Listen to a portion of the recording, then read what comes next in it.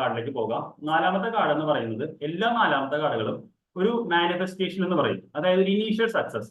നമ്മൾ എന്ത് കാര്യം ചെയ്യാൻ തീരുമാനിച്ചാലും ആദ്യത്തെ ഒരു സക്സസ് നിങ്ങൾ സൂക്ഷിച്ച് നോക്കി അറിയാൻ പറ്റും. 4 വാൺസ് കാണാൻ പറ്റുന്നുണ്ട് നമുക്ക്. ഇതിന്റെ മുകളിൽ ഒരു കെനോപ്പി മാതിരി നമ്മുടെ പന്തല് കിട്ടുന്ന മാതിരി ഒരു മനോഹരമായിട്ടുള്ള ഇതുണ്ട്. ഒരു സ്ത്രീയും പുരുഷനും ഒരു വിവാഹത്തിന് സെലിബ്രേറ്റ് ചെയ്യുന്ന പോലെ സെലിബ്രേറ്റ് ചെയ്യുന്നു. ഇവരുടെ പുറകില് ബാക്കിയുള്ള ആളുകൾ ഇവർ വരാൻ വേണ്ടി കാത്തു നിൽക്കുന്നു. പുറകില് നമുക്ക് ഈ കൊട്ടാരവും ഇതെല്ലാം കാണാം.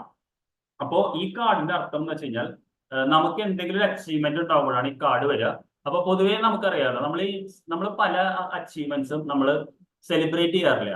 ഫോർ എക്സാമ്പിൾ നമ്മൾ അതങ്ങനെ വിട്ട് കളയുള്ളൂ. അപ്പോൾ ഈ കാർഡ് നമ്മളോട് പറയുന്നത് this is a time to celebrate എന്നുള്ളതാണ്. അപ്പൊ നമുക്ക് ഫോർ എക്സാമ്പിൾ ഇപ്പൊ നിങ്ങൾ ടാരോ പഠിക്കുന്നു, അപ്പോൾ ജസ്റ്റ് സെലിബ്രേറ്റ് ചെയ്യും. കാരണം നിങ്ങൾക്കറിയാലോ ഈ ടാരോ അല്ലെങ്കിൽ ടാരറ്റ് എന്ന് പറയുന്നത് വളരെ കുറച്ച് ആളുകൾ മാത്രം പഠിക്കുന്ന ഒരു സംഭവമാണ്. അതിനുള്ളൊരു എഫേർട്ടും മനസ്സും നിങ്ങൾക്കുണ്ട് എന്ന് പറയുമ്പോൾ നിങ്ങൾ നിങ്ങളോട് തന്നെ പറയണം well done, I M learning something new.